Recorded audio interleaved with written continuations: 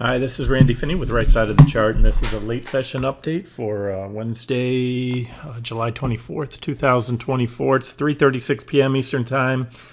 I'll do my best to get it off to you by the close. Just want to do a video and let you know where a couple things I wanted to cover. One of those first would be sentiment. I've done this thing, trading, for quite some time, and it's same thing, different times. I wanted to go over, but first, so let me start out. We're at support right now. So if you are, and I gave you my thoughts earlier. If you're a swing trend trader, I still maintain the deeper targets. Active traders, they might, it has all the makings of a trend day, so maybe they park it around these levels, and then probably lift it tomorrow is going to be my guess. So for me, I just reversed. That's covered. Booked some pretty nice profits. I had a very heavy short position, VIX, longs, all that.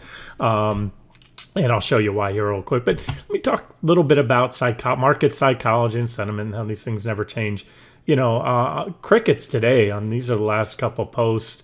We did get those, that one out. I had a few questions, comments there, but pretty much nothing. This is the biggest down day, most profitable day to be short. But remember, we've been short off the highs. This is all just a continuation of one trade. Yeah, we had a few that didn't pan out earlier in the year, but what I'm looking at, and it's just, there was so much technical evidence in the charts, and still is, guys. By the way, we just started. If my longer term targets are to be hit, which, as I said earlier today, the odds have increased. We got a lot more downside left. Again, for swing trend position, I've covered those targets many times, going back a month now, and I shared them again today. But when I look at the crickets and I look at the activity on the posts, and you go back, remember the market topped here. Let me pull it up for you real quick. QQQ peaked. Actually, technically, the market top was July 10th, and then we put in the bearish engulfing. Well, if you want to split hairs, the high was 503.52. The next day was a little lower, but we engulfed the previous candle, so that was technically going to go down as the top, at least as of now, and maybe for many months, possibly even years to come. I think has potential. But either way, so let's go back to the. And I'm sharing this because psychology is a big part of the market. I took multiple psychology courses in school and college. I think that helps me in trading, understand, read a lot of books on herd mentality and mindset and all that, and human psychology in relation to the stock market. But you can see just kind of quiet. You go back here, it'll go 3 pages back. And then boom, that was, and you can, of course, read these comments. They're vast majority, almost angry type bullish, ridicule of, oh God, shorting, look, everyone's going broke, shorting the market, we're going to go higher. And then you go back to the day it topped, and you have, of course, some same kind of thing there, reiterating the sell signals. That was the day of, what did I just say? The day of the top was the 10th.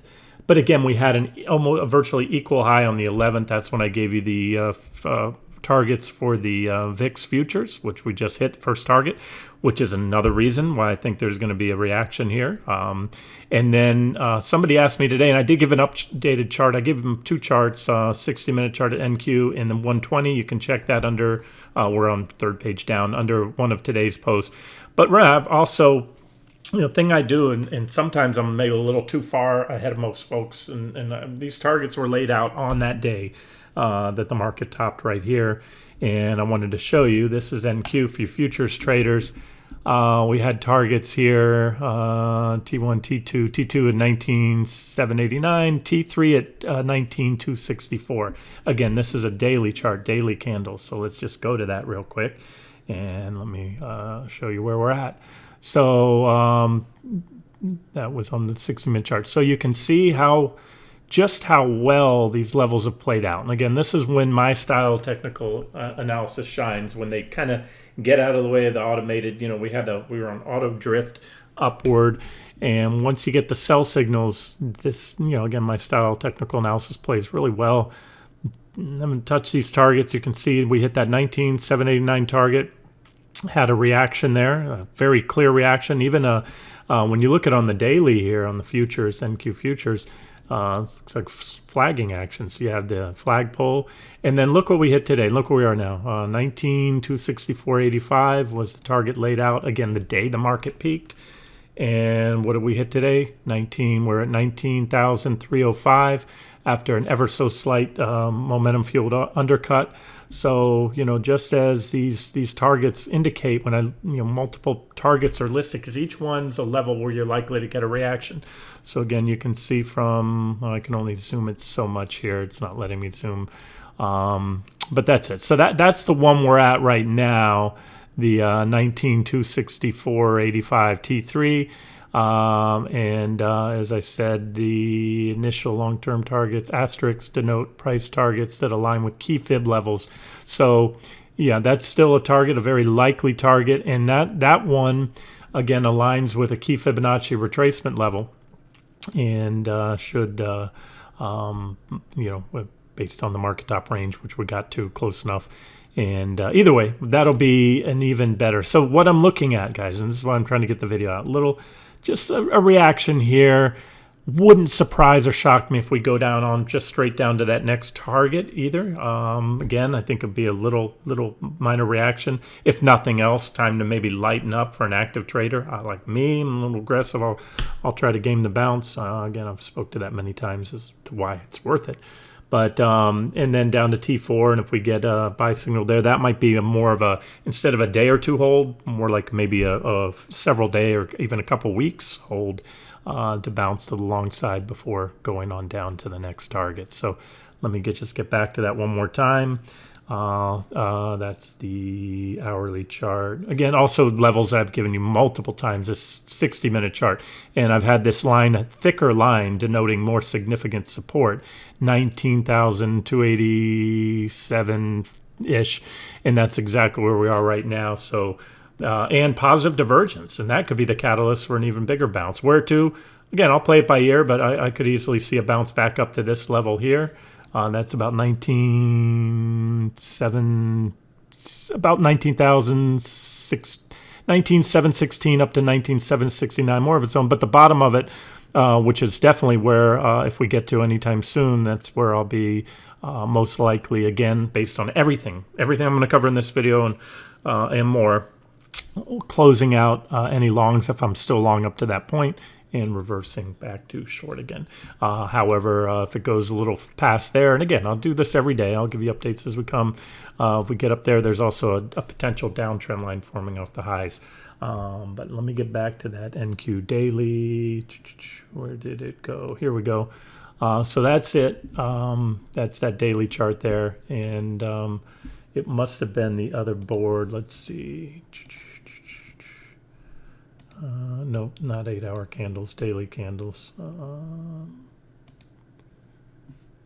Okay, I had maybe the futures had rolled. I can't remember back then. We're on the September contracts now. Either way, my annotations are not on this chart anymore, but the levels are still there. So I must have marked this chart up. Maybe I just added the little T1, T2. Maybe I did that with my screen draw software. Okay, so on the daily chart of QQQ, really not much. I can put a line there. I see a definite level, and I just showed you I have a level there on the 60-minute chart. So there's price support. There's a trend line just below. I had it on a different board. I added to this chart. It comes off these reaction lows. This one right here, I think you can see it. Let me just hand draw it in for you, and you can see this is a trend line that if we do go a little lower today, dump into the close. I'm sorry, this is the one right here. I was completely drawing the wrong one. Comes off these reactions there, and if we get a reaction, so that's it. And it aligns with that price support. So that's just a little bit lower, not much, about from today's low, about 0.5% from on QQQ. And again, that's a daily chart. These are longer term swing targets that the odds have gone up substantially today with the sell signals we got earlier that they're going to be hit, as I previously discussed. Let me look at SPY. See SPY also, nothing here. I do have support here, pretty good support actually too on SPY, and I've shared this chart. Again, this one's been shared quite a bit. all these reactions here, all this here. And so we're right now on a pretty good, the best, put it this way, this is by far, other than the trend line that just got taken out, which was a very significant support level, that's the best price support level we've had since right here. And we had that slight undercut and then a bounce. However, remember, we're at that point because today's sell signals were very powerful, in my opinion. We are at that point where I have to be careful sometimes trying to get cute, game a little bounce, quick bounce, because like I said, for all the reasons I've talked about for months now that have been building, including but not limited to the excessive bullish sentiment, as again evidenced by not just comments here, but the bobbleheads on TV. Nvidia is going to go up forever. AI is here to stay. These things are going to the moon. Overbought doesn't matter anymore. It's different this time. All that other crap. It's 1999 all over again. It's just AI instead of .com. So where I'm going with that is, and in the QQQ lowest short interest in a year, I highlighted that for you recently in the last readings. It's just on and on and on. Those things that give the and my Hindenburg Nasdaq indicator triggering, which is a crash indicator. All those things taken together mean we can just blow right through support levels, good ones like this, as if they're not even there. So do your own thing. And again, refer back. If you hadn't caught the video I did earlier today, I kind of spoke to you. I know some of you haven't been doing this as long as I have. But I tried to speak to the less active in trend and swing trader, whereas, and I said, focus on, and I myself, even especially for my longer term accounts, I've got a lot of accounts. Don't actively trade in all of them. I'm keeping my eye on the prize. And right now, I have no desire to cover. I've seen nothing but additional reasons to be short today, a big one, unless we get to T1. And I also told you plan B. Plan B if things all of a sudden ramp up tomorrow. We still have a lot of big earnings coming up on a lot of the big tech companies. So this thing can go either way. It is an election year. Let's not forget that. If I heard correctly, I think Trump said he's probably going to get rid of Powell. So you got Powell that from his own, vested interest to make sure that Kamala, who I still don't think will be the final candidate, even though it looks that way now. If it is, then Trump's going to be our president. That's my opinion. But my point to that is the politics thing. Okay, an election year, crazy things going on in Washington, and an administration that Powell wants to keep his job. He needs to gun the market and do something. So, anyways, that's all that stuff kind of taken in together. But listen, I can't trade on the what ifs and the maybes and what Powell may do and all that. So like I said, I'm just looking right now. I'm telling you kind of short term. I think we're at a level that's going to bounce. If not, maybe just park on the level we're at now would be my guess, 10 minutes to close, and then bounce overnight. Gap up, trap a lot of short, what I call JCL shorts, another term I made up, Johnny come lately shorts that didn't want to short here the day of the top, didn't want to short afterwards when we got the bearish engulfing and QQQ and NVIDIA and everything else, didn't want to short on all the other, I must have had 3 or 4 objective short entries on the day of the high, the day before, the day of, and then since, but they wanted to short today. And no offense if this is you, but those are the kind that tend to get in right at the wrong time, and so it would be, we might get one little. It's not the last hurrah because that was the last hurrah. We're not going to take out the last hurrah. I think already came, and so meaning last kickback towards anywhere close to the highs. This one, you want bounce targets where to? Up here, maybe 550 would be on SPY. That'd be 1.5% bounce. QQQ. If we do bounce off this support level, that's going to be about just to touch the bottom of today's gap, that's about a 1.85% bounce right there. And now let me just rifle through the big leaders and show you what's going on there. Let me change. I'm going to do this, go back to this daily board right here. I type in QQQ, so I load my components, and what's happening here?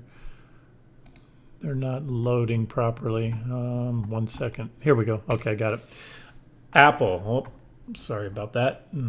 Getting you dizzy there. Going to close Hair below, but below the uptrend line support. Microsoft's going to close right on very, very important, significant uptrend line support off the 2023 lows and very good price support. So there's one on support right now. A support level I do think will go. NVIDIA has given up the ghost with the next sell signal. I mean, it's given up a lot of ghosts. So this one, when I was on vacation, showed you that breakdown. Highlighted the bearish engulfing candle. Hit my first target, but that my first and minimum support slash target zone has now been taken out. So there's a sell signal on, again, the most important stock out there, in my opinion. Alphabet set to close on pretty decent support, but it's already broke. Remember, these are just, a lot of these are just fresh off the heels of breaking down this bearish rising wedge, for example, here. And so it's that support, again, where the buyers are likely to step in. Another little hurrah, if you want to call it, but not back past that final hurrah right there that we gamed. And then the next sell signal will go on a break of today's lows, because a lot of these market leaders, Amazon right there, 185.70, 181.75, all these are levels previously covered in the videos. Meta also poised to close right on support. Tesla, as expected, earnings smackdown and back down below the primary trend line. So that's it. So I have the majority of market leading FANGs, yes, giving very solid and powerful longer term sell signals recently. However, they're at one of the earlier support levels where I think, there's a decent chance that dip buyers are going to step in. Again, for active traders that might want to game the bounce. The downside, if there is no bounce and we just crap out tomorrow, gap down, especially if you're an ETF trader, not a futures trader. As a futures trader, I will go to bed with OCO orders. That's one cancels the other with a bounce price target to sell and or reverse back short, along with a stop loss order in case they just crap out and the market crashes overnight. I'm not going to wake up to a 3, 4, 5% gap down because my stop will be relatively tight. So that's it. I'll wrap it here. Still don't think it's going to get to by the close, but it won't be dated anyways. We're going to park on those levels. And again, most importantly, these are levels that you've had, were given well in advance. You can reference the old posts, old videos. And so it's really nothing new. You got to have a trading plan in advance and know what to do on days like this. And if you don't know what to do, I always say just sit out, watch, and learn. If you're new to this, markets like this, when the VIX spikes, which I covered that today, just hit that target. I got that post out to you, the first target on the VIXY. This is when traders, if you're flexible, meaning you can go long or short, and nimble, you make a lot of money. But if you don't know what you're doing, you can lose a lot of money very fast. Markets move fast. So, all right, guys, I am going to wrap it up here, get the video out to you. And yeah, I'll do updates tomorrow on the other stuff. This is my main focus right now, equity markets, but I still have, some grains and other things like that. All right, let me wrap it up here. This has been Randy Finney with Right Side of the Chart. Have a great day.